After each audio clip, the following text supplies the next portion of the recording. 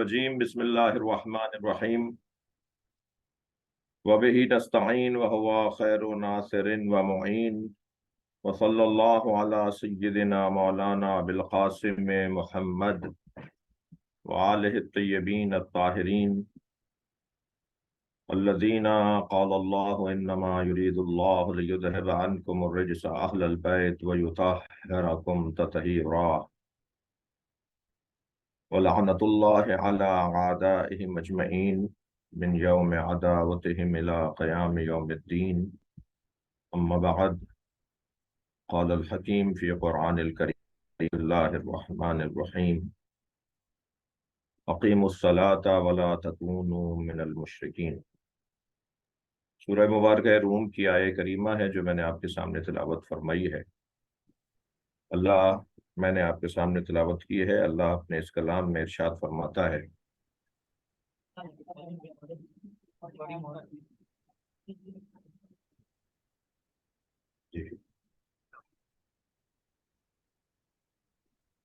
اقیموا الصلاۃ ولا تکونوا من المشرکین۔ اللہ اپنے کلام میں ارشاد فرماتا ہے کہ نماز کو قائم کرو اور مشرکوں میں سے قرار نہ پاؤ۔ نماز کا قیام اور اتنی شدت کے ساتھ کہ اگر تم نے نماز کو گویا قائم نہیں کیا تو گویا تم مشرکوں میں سے ہو جاؤ گے۔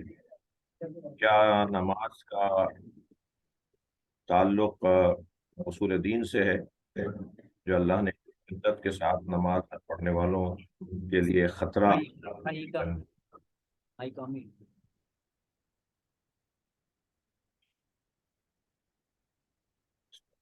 آ رہی ہے آواز؟ آپ بسم اللہ۔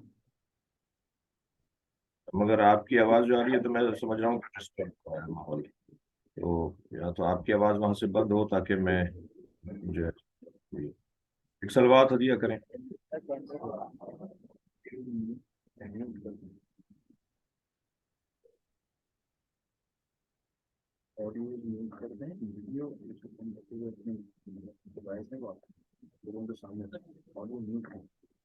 یہاں سے کریں نا۔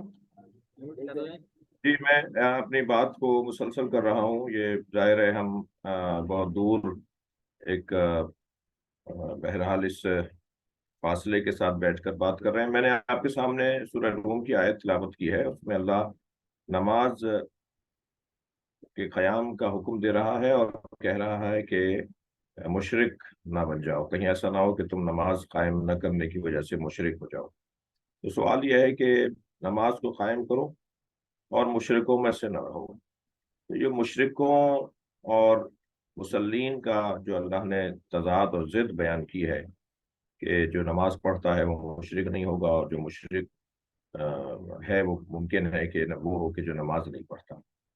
تو نماز کی اتنی شدت اور نماز کی اتنی اہمیت اور نماز کو اتنا زیادہ پروردگار عالم نے جو اہمیت دی ہے نا، قرآن مجید میں اور بھی آیات ہیں جہاں اقیموا الصلاۃ وآتوا الزکوٰۃ کا حکم ہے، نماز قائم کرو اور زکوٰۃ ادا کرو۔ اصل میں نماز کا جو قیام ہے، نماز جو قائم ہوتی ہے، وہ نماز پڑھنے سے قابل مقایسہ ہی نہیں ہے۔ یعنی نماز پڑھنے والا نماز کو قائم کر رہا ہے یہ ضروری نہیں ہے، لیکن جو نماز کو قائم کر رہا ہے وہ نماز نہ صرف پڑھ رہا ہے بلکہ واقعی پڑھ رہا ہے، یعنی اس کا پورا وجود نمازی ہے۔ یہ جو نماز کا قیام ہے، ایک مرتبہ ہم قد قامت الصلاۃ آواز سنتے ہیں مؤذن کی اور مکبر کی اور امام جماعت کی، کہ جو اقامت کہتے ہوئے سارے مجمع کو، سارے نمازیوں کو متوجہ کر رہے ہوتے ہیں اپنے اس ذکر سے کہ نماز قائم ہو گئی۔ تو نماز قائم ہو گئی یعنی یہ صفیں جو بیٹھے ہوئے تھے لوگ یہ کھڑے ہو گئے، اس کو نماز کا قیام کہتے ہیں۔ یا نہیں، کوئی بات اس سے زیادہ سنجیدہ ہے، اس سے زیادہ مشکل بات ہے۔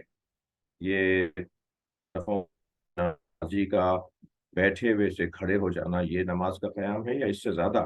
کیونکہ اس آیہ کریمہ میں تو اللہ نے نماز قائم کرو اور مشرکوں میں قرار پاؤ، یہ جو اتنی شدت، تو نماز کیا اصول دین میں ہے؟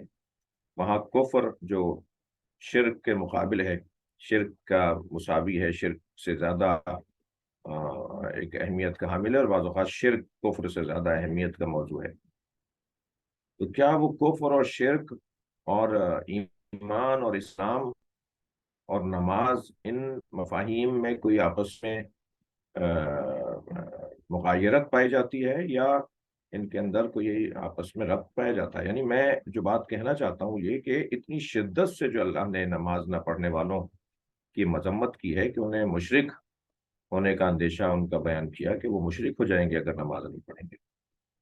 تو در حقیقت نماز کا قیام، اگر میں اپنے ان محترم سننے والوں میں جو کم سے نوجوان تشریف فرمائے ان کے لیے عرض کروں، بزرگ دعائیں چاہیے، میں ان کا ہمیشہ احترام کرتا ہوں۔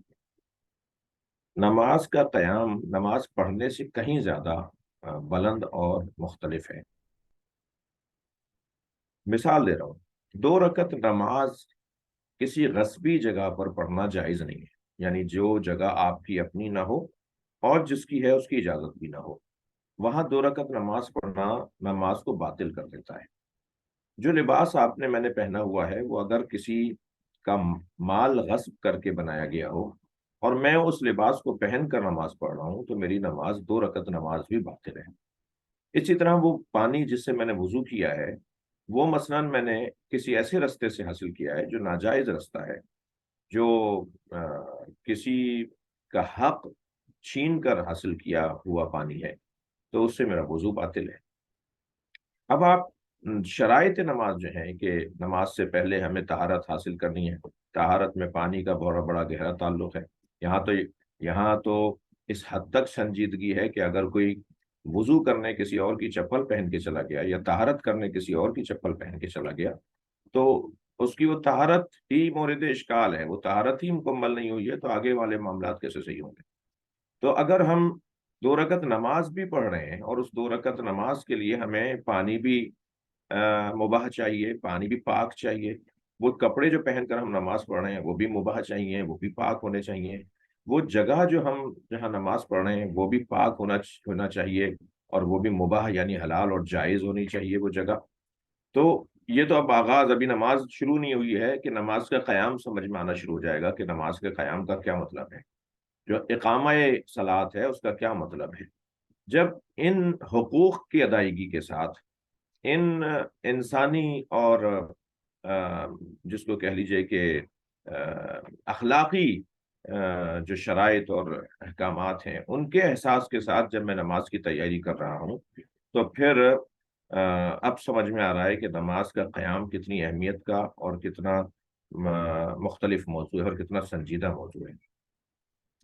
پھر نماز پڑھنے کھڑے ہوئے، تو اب نماز پڑھنے کھڑے ہو رہے ہیں تو مرکز کو یاد رکھنے کی ضرورت ہے۔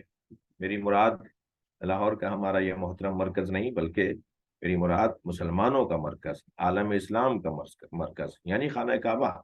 ہمیں مرکزیت کی طرف متوجہ، یعنی دن میں ہر مسلمان 5 نمازیں، اور ہر نماز میں کہیں 3 رکعت ہے تو کہیں 4 رکعت ہے تو کہیں 2 رکعت ہے، اور تو کبھی جو ہے وہ 4 رکعت ہے اور پھر 4 رکعت ہے، اور ہر رکعت میں 2 سجدے ہیں، اور پھر مسلسل اس کیفیت میں ایک مرکز کی طرف متوجہ ہونا ہے، اور ذہن بھی مرکوز رہنا چاہیے، ذہن بھی کہیں اور نہیں جانا چاہیے، چہرہ بھی نہیں موڑ سکتے، اور اگر کوئی آواز دے تو سوائے 1 2 چیزوں کے اس کا جواب دینا جائز نہیں ہے، اور صرف مرکز سے وابستگی، اپنے ہیڈ آفس سے وابستگی، اپنے اس مقام اور اس دفتر سے وابستگی کے جہاں سے امور انسانیت کو اللہ عام کرنا چاہتا ہے۔ لہٰذا آپ دیکھیں جس مرکز کی طرف میں اشارہ کر رہا ہوں، اور نماز کی کیفیت میں ہم اس مرکز کی طرف ہوتے ہیں، تو اس مرکز کے لیے جب ہم سال میں ایک دفعہ مستطیع یا زندگی میں ایک دفعہ جب مستطیع حج کرنے جاتا ہے تو اس کے لیے حکم یہ ہے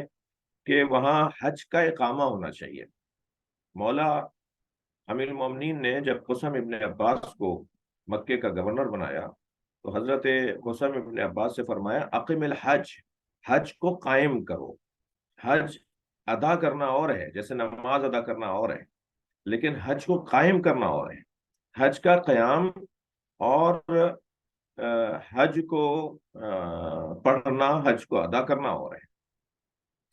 تو حج کا جو قیام ہے اس میں امور مسلمین ہے، اس میں مسلمانوں کے مسائل اور ان کا حل ہے، اور اس کی جو جو وجوہات ہیں اس کا حل ہے، جو مسائل کے سبب ہیں اس کا حل ہے۔ لہذا حج کا قیام، نماز کا قیام، یہ ایک علیحدہ مطلب ہے، اور حج کر کے آ جانا اور نماز پڑھ کے آ جانا یہ ایک علیحدہ مطلب ہے۔ میں سمجھتا ہوں کہ اگر ہم ان فلسفہ احکام کے اوپر، ان تمام شرعی احکامات کے فلسفے کی طرف توجہ کریں، تو ایک مشترکہ بات سامنے آئے گی، اور وہ ہے ایک تعلق، ایک وابستگی، ایک احساس، ایک توجہ، جس کو آپ کہیے کہ حقوق کی ادائیگی۔ ہم معاشرے میں جب رہتے ہیں تو ایک انسانی معاشرہ ہے جس کے اندر ہم رہ رہے ہیں، اور انسانی معاشرے کے اندر، ایک شہری زندگی کے اندر، ایک انسانی معاشرے کے اندر، جہاں میرے حقوق ہیں کہ کوئی ادا کرے، وہاں کسی اور کے بھی حقوق ہیں جس کو مجھے ادا کرنا ہوگا۔ تو جو حقوق کی چین ہے، وہ جو ایک جس کو کہہ رہے رنگ ہے کہ یہاں سے جڑے وہاں، اور وہاں سے جڑے وہاں، اور مسلسل وہ ایک جو ہے وہ حلقہ بنتا چلا جاتا ہے۔ تو یہ ہے جو در حقیقت ایک مسلمان کی وہ واقعی تصویر ہے، جس کو قرآن میں نماز کا قیام کہا گیا ہے۔ مسلمان کی واقعی تصویر یعنی نماز کا قیام۔ 2 رکعت نماز میں نے فجر میں پڑھی، ظہر تک اگر میں نے غصبی چیزوں کا، پاک چیزوں کا، نجس چیزوں کا، مرکز کی اہمیت کا، دوسروں کے حقوق کا، اگر میں نے فجر کے بعد سے ظہر تک خیال رکھا، تو میں نے نماز فجر کو قائم کیا ہے۔ ظہر سے عصر تک رکھا تو میں نے نماز ظہر کو قائم کیا ہے۔ ظہر سے مغرب تک تو میں نے نماز عصر کو قائم کیا ہے۔ عصر، مغرب سے عشاء، اور پھر عشاء سے دوبارہ دوسرے دن فجر تک، تو یہ میں نماز کا قیام عمل میں لا رہا ہوں۔ تو نماز کا قیام یعنی ایک اچھا انسان بنانا، نماز کا قیام یعنی ایک معاشرتی اور سماجی اور حقوق کی ادائیگی کرنے والا، اور ایک دوسروں کا خیال رکھنے والا مسلمان بنانا، یہ ایک نماز کا قیام ہے۔ یہ میرا مقدمہ مکمل ہوا ایسی کیفیت میں کہ جب مسلمان کو اللہ ایسا دیکھنا چاہتا ہو، جب نماز کا یہ مطلب ہو، تو پھر جو ایک خوبصورتی سامنے آئے گی، وہ خوبصورتی ہے عدل، وہ خوبصورتی ہے معاشرے کا توازن، وہ خوبصورتی ہے ظلم کا خاتمہ، وہ خوبصورتی ہے معاشرے کی مضبوطی۔ لہذا ہم جو اس وقت پوری دنیا کے معاملات کو ہم اگر دیکھیں، تو مجموعی طور پر ہم اس کا شکار ہیں۔ یعنی وہ جو ایک حدیث مبارکہ میں ہے کہ من سمع منادیا ینادی یا علی المسلمین ولم یجبہ فلیس بمسلم۔ اگر کوئی مسلمان، کسی مسلمان کی، کسی بھی شخص کی، منادی کی، یہاں مسلمان کو کہا گیا ہے، جو کوئی مسلمان کسی بھی شخص کی پکار سنے کہ اے مسلمانوں میری مدد کرو، اور وہ اس کو جواب نہ دے، مدد نہ کرے اس کی، تو فلیس بمسلم، وہ مسلمان نہیں ہے۔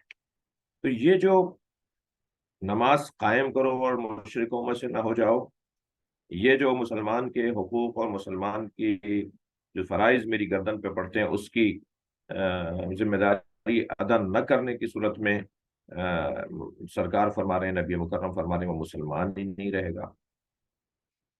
مجھ طالب علم نے ایک لمبی فہرست بنائی تھی، اول طہارت سے لے کر آخر دیات تک جو ابواب فقہ ہے، کہ فقہی مسائل میں، یعنی نماز، روزہ، حتی طہارت، نماز، روزہ سے لے کے دیات تک، قصاص تک، اسلامی تعلیمات میں یا شرعی احکامات میں کہاں کہاں حقوق العباد کا تذکرہ ہے، دوسروں کا خیال رکھنے کا حکم ہے۔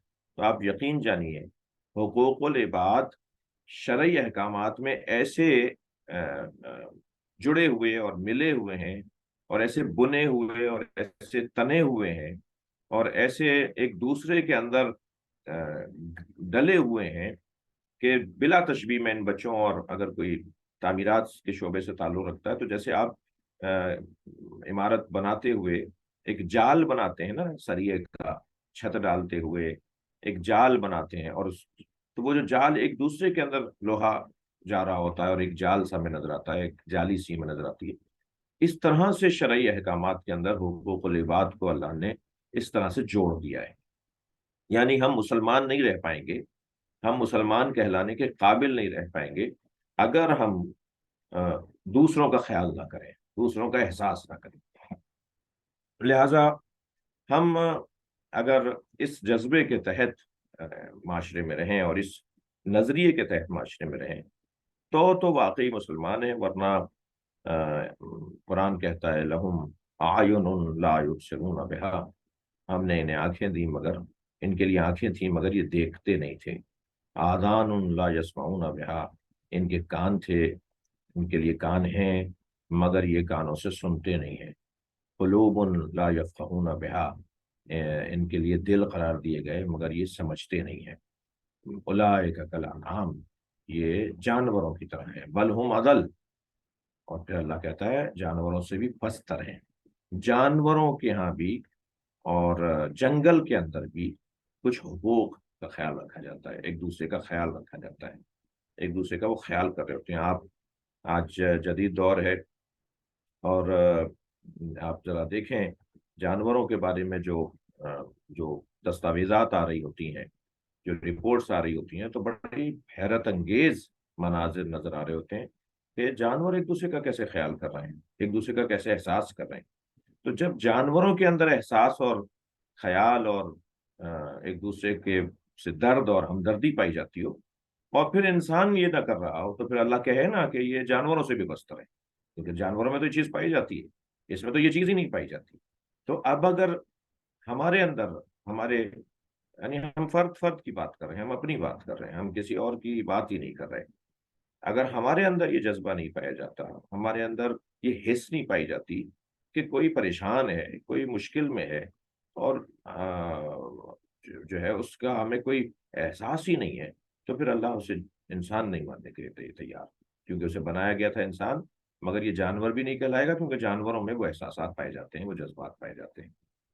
تو مجموعی طور پر اگر میں اب تک کی گفتگو کو یوں خلاصہ کروں کہ اللہ ہمیں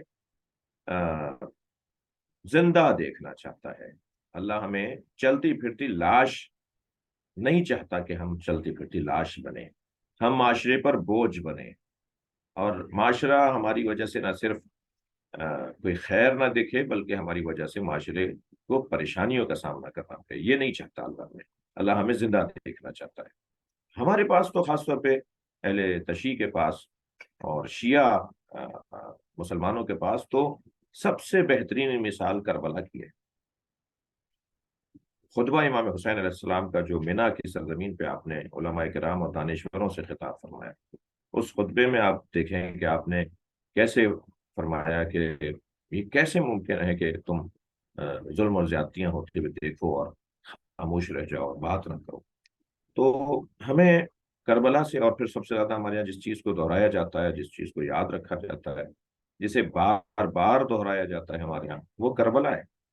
اور ہم تو شاید ہی بلکہ یقیناً ہر چیز سے زیادہ جس چیز کو ہم یاد رکھتے ہیں وہ کربلا ہے. اور کربلا کا اگر خلاصہ نکالا جائے تو وہ معاشرتی اور سماجی اور اپنے زمانے کے ہی نہیں بلکہ پوری انسانیت کے لیے ایک ایسا کردار ہے جس نے گویا انسان ہونے کو ثابت کیا ہے. اور پھر انسان بھی نہیں، ہم جنہیں یاد کرتے ہیں کربلا میں وہ انسان اکمل ہے، انسان کامل سے بھی زیادہ بڑے انسان ہے، انسان اکمل. تو ہمیں بہرحال حدیث مبارکہ کی روشنی میں کہ جس میں ارشاد ہوتا ہے کہ جو شخص اپنے زمانے کا عالم ہوتا ہے، العالم بزمانہ لا یحجم علیہ اللوابس، جو اپنے زمانے کے حالات سے آگاہ اور آشنا ہوتا ہے، اس پر دنیا کی اور زمانے کی رنگینیاں اور رنگ اور جو اثرات ہیں وہ نہیں چڑھتے. لا یحجم، ہجوم نہیں کرتے، علیہم اللوابس، اس کے اوپر علیہ اللوابس، اس کے اوپر جو رنگ رنگ کی چیزیں ہیں، ملامہ کاریاں ہیں، دھوکہ بازیاں ہیں، وہ اس پہ اثر نہیں کرتی، وہ دل کی آنکھوں سے دیکھ رہا ہوتا ہے. پھر اسی میں آگے جا کے ارشاد ہوتا ہے کہ المومن کیسن، مومن بہت ہوشیار ہوتا ہے، ینظر بنور اللہ، وہ اللہ کے نور سے دیکھ رہا ہوتا ہے، وہ ان ظاہری آنکھوں سے نہیں بلکہ وہ دل کی آنکھوں سے دیکھ رہا ہوتا ہے۔ تو مومن ایک اہل بیت کا چاہنے والا، ایک اہل بیت سے محبت کرنے والا، کربلائی، کربلائی وہ العالم بزمانہ لا یحجم علیہ اللوابس، لوابس ملبس، لباس، ایک خاندان کے الفاظ ہیں۔ جس چیز کو اوڑھ لیا جائے اسے لباس کہا جاتا ہے، اوڑھنے والی چیز کو ملبس کہا جاتا ہے، یہ ان کا ملبس ہے، یعنی یہ چیز اوڑھتے ہیں وہ۔ تو لا یحجم علیہ علیہ علیہ اللوابس، اس کے اوپر لباس اثر نہیں کرتے۔ لباس سے مراد یہاں دھوکے ہیں، فریب ہے۔ لباس دھوکے کا سبب ہوتا ہے۔ مہنگے کپڑے کوئی پہنے ہوئے ہو تو ہمیں وہ بڑا آدمی لگتا ہے، کالر ادھڑا ہوا ہو، پائچے پھٹے میں، بٹن ٹوٹے میں ہو تو ہمیں وہ حقیر لگتا ہے۔ لباس ہمیں دھوکہ دے رہا ہوتا ہے۔ تو دھوکے دینے والی چیزوں کو یہاں معصوم نے اپنے اس قول میں فرمایا ہے کہ اس پر پھر دھوکے دینے والی چیزیں اثر نہیں کرتی، وہ دھوکہ نہیں کھاتا۔ جیسے مولا علی نے نہج البلاغہ میں فرمایا، ما لبس تو علی نفسی ولا لبس علیہ، آج تک میں نے اپنے آپ کو دھوکہ نہیں دیا اور دنیا میں کوئی پیدا نہیں ہوا جو علی کو دھوکہ دے سکے۔ تو یہ دھوکہ ہے نا، فریب ہے، ہمیں نظر کچھ اور آ رہا ہے کچھ اور۔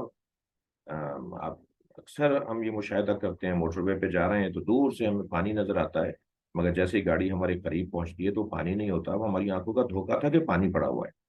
اسی طرح اور بہت ساری مثالیں ہیں کہ ہمیں نظر کچھ اور آتا ہے اور ہوتا کچھ اور ہے۔ تو یہ جو ہوتا کچھ اور ہے اور نظر کچھ اور آتا ہے، اس کو ہی کہتے ہیں دھوکہ۔ اسی کو کہتے ہیں عربی زبان میں لباس، جو دھوکہ دینے والا سبب ہے، دھوکے کا سبب ہے۔ تو العالم و بزمانے ہی، جو اپنے حالات سے آگاہ ہو، اپنے زمانے کے حالات سے آگاہ ہو، لا یحجم علیہ اللوابس، اس کے اوپر دھوکے اثر نہیں کرتے، وہ دھوکہ خور نہیں ہوتا، وہ دھوکہ کھانے والا نہیں ہوتا۔ تو ہمیں اپنے حالات سے اور اپنی پوری دنیا کے مسائل سے آگاہ رہنا بہت ضروری ہے تاکہ ہم واقعی مسلمان کہلائیں۔ اور میں سمجھتا ہوں کہ میری گفتگو یہاں جو ہے کسی حد تک اپنی منزل پہ پہنچی ہے، کیونکہ دوست ہمارے سوالات بھی کرنا چاہتے ہیں۔ تو گزارش کروں گا کہ جو کارچنار میں پچھلے دنوں سانحہ ہوا اور اساتذہ کو شہید کیا گیا، ان کی مغفرت کے لیے، اور پوری دنیا میں جہاں جہاں اہل بیت کے چاہنے والے مسلمان مظلوم اور پریشان حال ہیں، ان کی زندگیوں میں بہتری کے لیے ایک بلند تر صلوات پڑھیں۔ السلام علیکم۔ سوال لینا ہے؟ جی، ایک سوال آیا ہے آپ کی جانب سے، کیا اس ملک میں سیاسی جدوجہد یعنی ووٹ ڈالنا کیسا ہے اور نظام امامت کے تحت ہماری کیا ذمہ داری بنتی ہے؟ ہم اس ملک میں سیاسی جدوجہد میں اگر حصہ نہیں لیں گے تو یہ جو میری ابھی گفتگو تھی، اس کا ایک پہلو یہ بھی ہے کہ ہمیں اپنے ملک کی خدمت کرنا چاہیے، اپنے ملک کے کام آنا چاہیے، اس ملک میں بسنے والے شہریوں کے کام آنا چاہیے، ان کے مسائل اور ان کی پریشانیوں کو دور کرنے کے لیے جد و جہد کرنی چاہیے۔ تو وہ جو جد و جہد ہے، وہ اسی کو تدبیر، وہ بغیر تدبیر کے نہیں ہوگی، وہ بغیر حکمت کے نہیں ہوگی، وہ بغیر سیاست کے نہیں ہوگی۔ تو وہ جو تدبیر ہے، وہ جو حکمت ہے، وہ جو سیاست ہے، اسے جب آپ بروئے کار لائیں گے تو اپنے ملک کی خدمت بھی کر رہے ہوں گے، اور ہمیں اس جدوجہد میں حصہ لینا چاہیے، ہمیں اس جدوجہد میں حصہ لینا چاہیے، اور ووٹ بھی ظاہر ہے اس کا حصہ ہے۔ نظام امامت کے ساتھ اس کا ٹکراؤ ہوئی ہے کیا؟ ہم کیونکہ امام زمانہ کے منتظر ہیں، امام کو مانتے ہیں، لہٰذا ہم سیاسی جدوجہد میں حصہ نہیں لیں گے بلکہ صرف انتظار کریں گے، اور انتظار کا یہ مطلب ہے ہرگز اس سے کوئی تضاد نہیں ہے اس کا۔ جی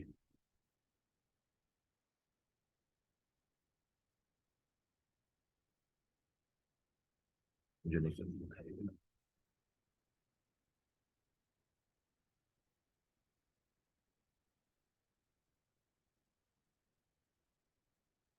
ایک گفتگو کا اشارہ آیا ہے کہ یہ بات بھی کرنی ہے، یمن، شام اور सऊदी अरब और ईरान के दरमियान जो इस वक्त कुर्बत बढ़ रही है, वो जो ब्लॉक चेंज हो रहा है, वो जो पूरी दुनिया की सियासत में एक तब्दीली आ रही है और मुस्बत तब्दीली आ रही है, जिसके असरात पाकिस्तान पर भी पड़ रहे हैं और उसकी ही वजह से यहाँ ये हमारे मुल्क में मसले हैं इस वक्त।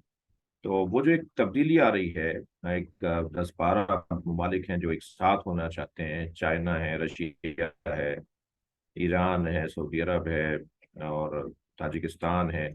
इसी तरह और ममालिक हैं जो पुराने इस्तेमार से अपने आप को छुटकारा देना चाहते हैं। तो वो जो नए ब्लॉक में लोग जा रहे हैं, जिसमें हमारे यहाँ एक बड़ी तादाद है जो नए ब्लॉक में नहीं जाना चाहती, और एक सियासतदान है जो इस वक्त जो मसाइल हैं तो वो जाना चाहता है उस नए ब्लॉक में। तो सारा मसला ही, तो वहाँ आप देखिए कि यमन का मसला सऊदी अरब के साथ और शाम का मसला जो है वो अमारात के साथ और अरब दुनिया के साथ अब बेहतर हो रहा है।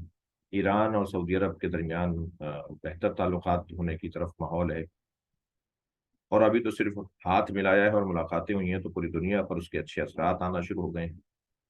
तो ये जो ब्लॉक बदल रहा है, ये जो पूरी दुनिया की सियासत तब्दील हुई है, जिसके असरात इस वक्त हमारे पाकिस्तान पे शदीद किस्म से हैं, उस हमारा क्योंकि दोस्ताना, हमारे इस मुल्क का दोस्ताना पुराने ब्लॉक के लोगों से ज़्यादा रहा है, तो या जिनसे है उनसे हटना नहीं चाहते, और उनके मुखालिफ तो नहीं हम।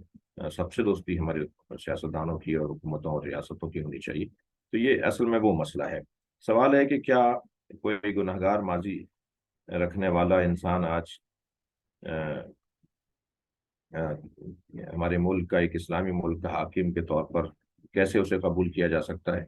मौला अली अलैहिस्सलाम की हुकूमत में खुद नबी मुकर्रम की जो आपने रियासत कायम की, इस्लामी रियासत कायम की, उसमें जो नबी के नुमाइंदगान थे, जो नबी के जानिब से मुकर्रर जिम्मेदारान थे, खुद मौला कायनात की हुकूमत में जितने गवर्नर थे, और खुद इमाम हसन के ज़माने में, वो सब मासूम नहीं थे। मासूम तो सिर्फ मौला अली अलैहिस्सलाम थे। नबी मुकर्रम ही सिर्फ मासूम थे, बाकी जितने भी नुमाइंदगान थे वो कोई मासूम नहीं थे। बल्कि मौला अली के मुकर्रर करदा उस्मान इब्न हुनैफ के खिलाफ तो खुद खुद अपने मुकर्रर करदा एक गवर्नर के खिलाफ मौला अली का खत नहजुल बलागा में मौजूद है। तो सिर्फ मासूम मौला थे, बाकी और हैं, और बाकी तो सब गैर मासूम हैं। तो हम फिर आप ईरान, फिर दुनिया के दूसरे ममालिक में, कहाँ दुनिया में आपको मिलेगा इस्लामी मुल्क में जहाँ हाकिम जो है वो कोई गुनहगार नहीं होगा बल्कि मासूम होगा? तो ये जो आइडियल सोच है ना, इसके लिए तो हम इंतज़ार कर रहे हैं, जैसे इमाम ज़माना अज्जलल्लाहु ताला फरजहु शरीफ की वो मिसाली हुकूमत हम जिसका हम इंतज़ार कर रहे हैं। लेकिन अभी आज के दौर में तो हम बहरहाल सब गुनहगार हो सकते हैं। जी। सवाल है कि पीटीआई को फंक्शनल क्यों नहीं करने दिया जा रहा? अब पाकिस्तान का मुस्तकबिल किसके हाथ में है? मैं आपको बहुत ही वाज़ेह तौर पे कहूँ कि ये मौजूदा जो सूरत हाल है, इसमें हमें दुआ करनी चाहिए। हमें पाक फौज, पाकिस्तान के रियासती इदारे और पाकिस्तान के जो सुतून इदारे हैं, उनकी तक़वियत और उनकी मजबूती को मद्देनज़र रखते हुए, उनका ख्याल रखते हुए, हमें ये मुतालबा करना चाहिए कि या हमें ये सोचना चाहिए कि इस मुल्क की हाकिमियत या इस मुल्क की जो खिदमत है, वो हर एक का हक है। जी।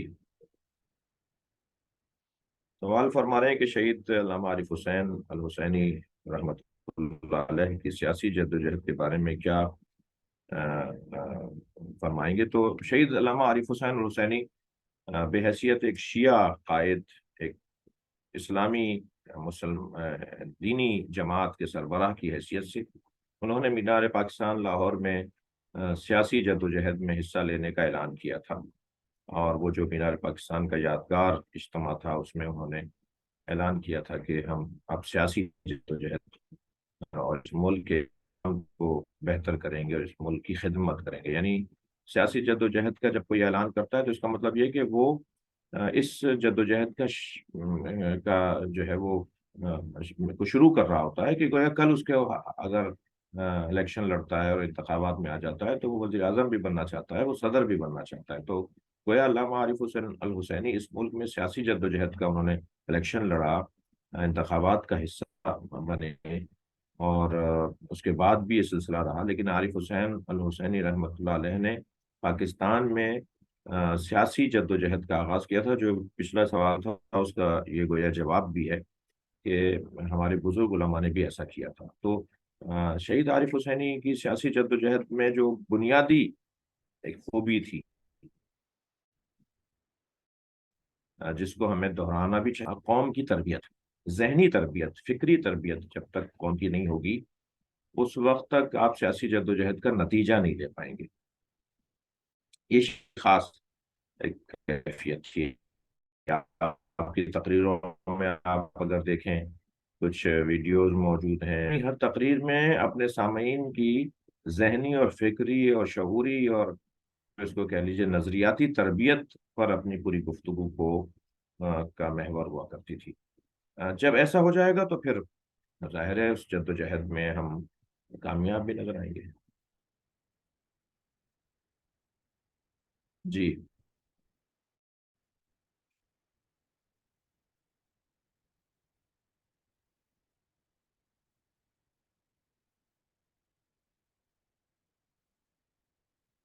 گفتگو شاید آپ تک سب تک اگر آواز جا رہی ہے تو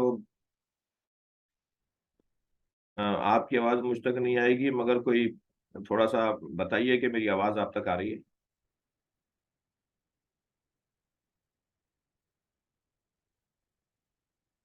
ایک سلوات پڑھ لیجیے۔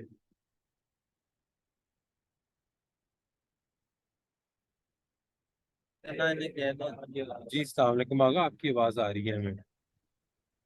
جی بہتر ہے۔ میرے خیال سے بہت لمبے سوالات اگر ہوں گے تو میں مشکل ہو جائے سوال گا۔ بھیجے ہیں، اگر سوال بھیجے ہیں تھوڑے سے اور گروپ میں بھیجیں، واٹس ایپ پہ۔ جی،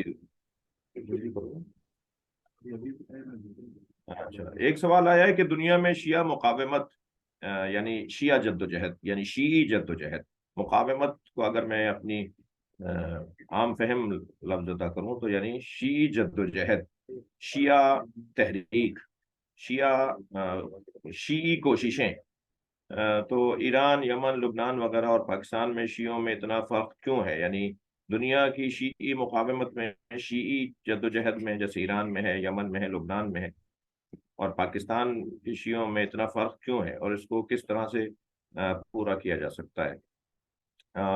اس کا فرق جو ہے، اور اس میں فرق جو ہے وہ میں سمجھتا ہوں کہ اس وقت تو اس کا بڑا مشکل جواب ہے۔ اگر میں جواب دوں گا تو شاید آپ کے لیے بھی اور میرے لیے بھی فی الحال مناسب نہیں ہے کہ میں اس کی تفصیل میں جاؤں۔ کہیں ایسا نہ ہو کہ ہم جس کیفیت میں ہیں اس سے بھی بدتر حالات ہو جائیں۔ تو مجموعی طور پہ ہم لبنان سے اور یمن سے اور ایران سے بعض چیزوں میں بہتر ہیں، اور بعض چیزوں میں وہ ہم سے بہتر ہیں۔ ہمیں جو یہاں جد و جہد ہے اس میں تو ہمارے ساتھ ایک بہت بڑی مشکل ہے، اور بہت بڑی مشکل یہ ہے کہ اگر ہم وہاں والی جد و جہد کو شروع کریں گے تو آپ بھی کہیں کھڑے ہو کر کہہ رہے ہوں گے کہ میرا آج کے بعد کسی سے تعلق نہیں ہے۔ تو وہ شیعی جد و جہد جو ایران، لبنان اور یمن میں جس انداز کی یہاں اگر آپ شروع کریں گے تو یہاں تو آپ مسنگ پرسن میں شمار ہو جائیں گے۔ یہاں آپ کو شاید کہیں ڈھونڈنے سے بھی آپ نہیں مل پائیں گے۔ ابھی بہت اچھا ٹیسٹ کیس ہمارا ہو رہا ہے، ٹیسٹر لگا ہوا ہے اس وقت ہم سب پر، اور اس ٹیسٹر کے اندر کرنٹ بہت کم آ رہا ہے، لگ رہا ہے سب فیوز ہوئے ہیں۔ اس کے بعد ایک سوال ہے کہ ہماری شیعہ جماعتیں بہت ہیں، ہمیں ان کے درمیان کیسے چلنا چاہیے؟ ہم انہیں کن بنیادوں پر انہیں پرکھ سکتے ہیں کہ کون جو ہے وہ صحیح شیعی جماعت ہے؟ میں سمجھتا ہوں کہ یہ بھی وہی سوال ہے جو پچھلا والا تھا، کہ ہمارے یہاں جو جماعتیں ہیں ان میں کچھ طلبہ جماعتیں ہیں، کچھ سیاسی جماعتیں ہیں۔ ظاہراً دو جماعتیں ہماری بڑی سیاسی جماعتیں ہیں اور پھر طلبہ جماعتیں ہیں۔ میں سمجھتا ہوں سب اپنا اپنا کام کر رہے ہیں، اور اس ملک کی جو ساخت ہے، اس ملک کے جو معاملات ہیں، اس کی روشنی میں سب خدمت کر رہے ہیں۔ ہمیں ان کے لیے اچھا سوچنا چاہیے۔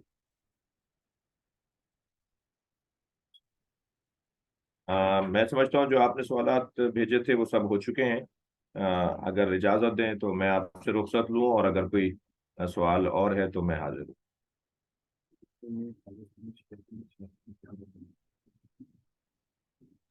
अगर एक तो सवाल सवाल कर रहे हैं आप। सवाल आया है कि पाकिस्तान में सियासी एतबार से हम शियों की क्या जिम्मेदारी है। पाकिस्तान में सियासी एतबार से हम शियों की जिम्मेदारी है कि बसीरत बढ़ाएं, अपना फहम बढ़ाएं, अपने आँखों को खोलें और समझें मामलात को, और मनफी और जिसको कहना है कि तनाव खिंचाव के किसी भी अमल से अपने आप को बचाएं।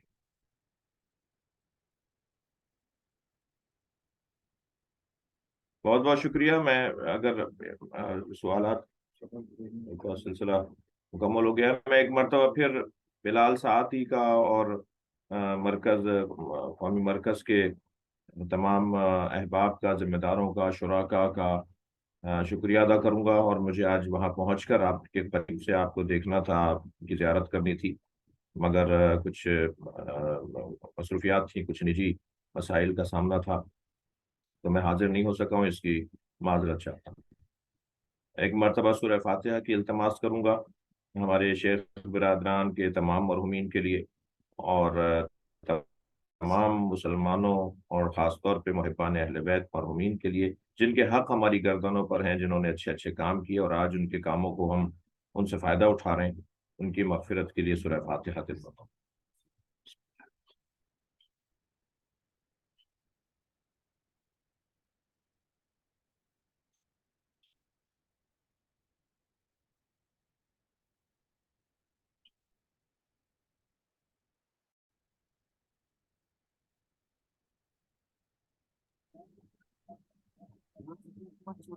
आजान आजान सिर्फ एक सवाल इस वक्त जुबानी कलामी है। लाहौर में इस चीज़ में एक मसला पाया जाता है, वो सिर्फ ये रहनुमाई फरमा दें कि हमारे मुल्क में निज़ाम सारा तागूती ही है या इस निज़ाम के अंदर हमारे लिए गुंजाइश है। प्लीज़ इस पर रहनुमाई ज़रूर फरमा दें। क्या इसे तागूती कहते हैं ना, थोड़ा इसके बारे में ज़रूर प्लीज़ आखिर में फरमा दें। हमारे मुल्क का निज़ाम तागूती नहीं है, इस्लामी है। किताबी शक्ल में, दस्तूरुल अमल की सूरत में जो हमारे मुल्क के अंदर निज़ाम है वो इस्लामी निज़ाम है। उस पर अमल नहीं हो रहा और रवैये तागूती हैं। यानी निज़ाम इस्लामी है, रवैये तागूती हैं। तो कोशिश करें कि जैसे हमारा दस्तूरुल अमल इस्लामी है, ऐसे ही हमारे रवैये भी इस्लामी हो जाए। बहुत शुक्रिया।